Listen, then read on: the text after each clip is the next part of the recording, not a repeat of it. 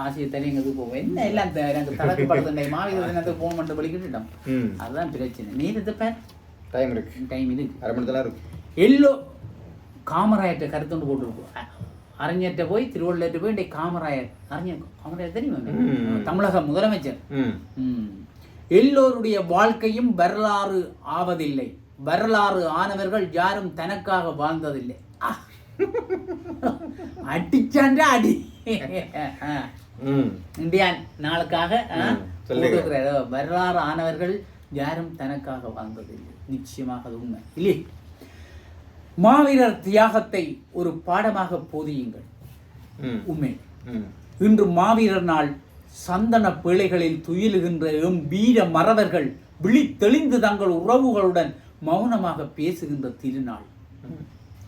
தமிழுக்காகவும் தமிழினம் உரிமை பெற்று சுதந்திரமாக வாழ்வதற்காகவும் தங்கள் இன்னுயிரை ஈகை செய்த மாவீரர்களின் தியாகத்தை மனித மொழிகளால் கூறிவிட முடியாது. தலைவனிட்ட கட்டளையை வெற்றிகரமாக செய்து முடிப்பதற்காக தங்கள் உயிரை தியாகம் செய்வதை பேராக கருதியவர்கள் நம் மாவீரர்கள். அவர்கள் தமிழ் இனத்தை, தமிழ் மொழியை, தமிழ் மக்களை தங்கள் உயிரிலும் மேலாக நேசித்தனர். அவர்களின் தியாகத்தை என்னால் முடியவில்லை வாசிக்க. அவர்களின் தியாகத்தை, வீரத்தை, ஒழுக்கத்தை, தலைவன் மீது கொண்ட உயர்ந்த அன்பை சங்ககால இலக்கியங்களில் கூட கண்டுவிட முடியாது. அந்த அளவுக்கு அவர்களின் தியாகம் உன்னதமானது.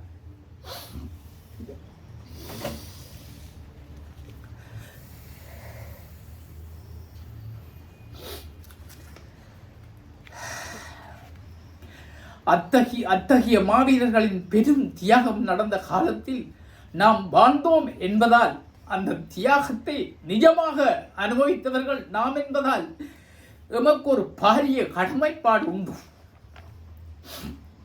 அதாவது எங்கள் மாவீரர்களின் தியாகத்தை, வீரத்தை இனிவரும் நம் இளம் சமூகம் எப்படி உள்வாங்கிக் கொள்ளும் என்பதை நாம் ஒரு கணம் சிந்தித்து பார்க்க வேண்டும். உண்மை, மகாத்மா காந்தி இறந்தபோது சீனத்து அறிஞன் சொன்னான், காந்தி என்றொரு மனிதன் வாழ்ந்திருக்க முடியாதென்று நம் எதிர்கால சந்ததி கூறும் என. அப்படித்தான் எங்கள் மாவீரர்களின் வீரத்தை, அவர்களின் தியாகத்தை, தமிழ் மண் மீது அவர்கள் கொண்ட பாசத்தை எங்கள் எதிர்கால சந்ததியும் அது ஒரு கற்பனை என்றே கருதிக் கொள்ளும். அந்த அளவுக்கு எங்கள் மாவீரர்களின் தியாகம் முன்பு நடந்ததும் இல்லை, இனி நடக்கப் போவதும் இல்லை. ஆகையால் தான் கூறுகிறோம், எங்கள் மாவீரர்களின் வரலாற்றை நம் பிள்ளைகள் படித்தறிய வேண்டும். அவர்களுக்கு அதை ஒரு பாடமாக கூறி வைக்க வேண்டும். இதை நாம் கூறுவதற்கு மூல காரணம், நம் இளம் பிள்ளைகள், மாணவர்கள் எங்கள் இனத்தின் விடுதலை போராட்டம் பற்றியோ, அந்த போராட்டத்தில் எங்கள் பிள்ளைகள் நம் இன்னுயிரை தியாகம் செய்ததையோ அறிந்து கொள்வதில் ஆர்வமற்றவர்களாக உள்ளார்கள். இது மிகவும் வேதனைக்குரியது. இந்திய தேசத்தின் விடுதலை போராட்ட வீரர்களை இன்னமும் அந்த மக்கள் போற்றி துதிக்கின்றனர். வீர சிவாஜியை மகாராஷ்டிர மக்கள் தங்கள் வாழ்விடங்கள் முழுமையிலும் வைத்து வழிபடுகின்றனர். வீர சிவாஜியை இன்றைக்கும் வழிபடுகிறார்கள். தங்கள் தேசத்துக்காக தன்னுயிரை தியாகம் செய்த தலைவனை தங்களின் மீட்பராக போற்றுவது அந்த மக்களின் நன்றி உணர்வை பிரதிபலிப்பதாகும். ஆக நாமும் எங்கள் மாவீரர்களின் தியாகத்தை எடுத்துரைப்போம்.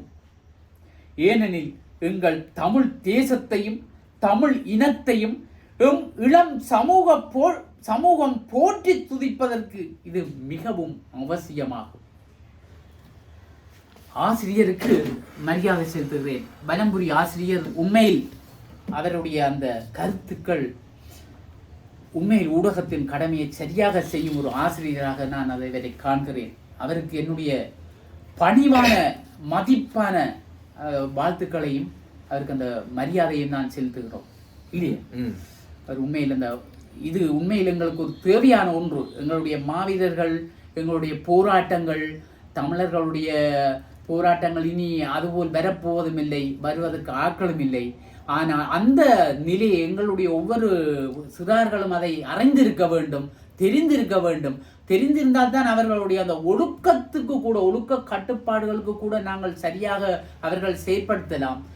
இது உண்மையில் இவர் சொன்னது போல் பாடங்களில் இப்படி ஒன்று வந்தால் எங்களுடைய சமூகம், எங்களுடைய இனிவார சமூகம், இனிவார சந்ததி சரியாக ஒழுக்க கட்டுப்பாட்டுடன் வாழ்வதற்கு இது உறுதுணையாக இருக்கும் என்பதில் எதுவித அச்சமும் ஐயமும் இல்லை இல்லையே.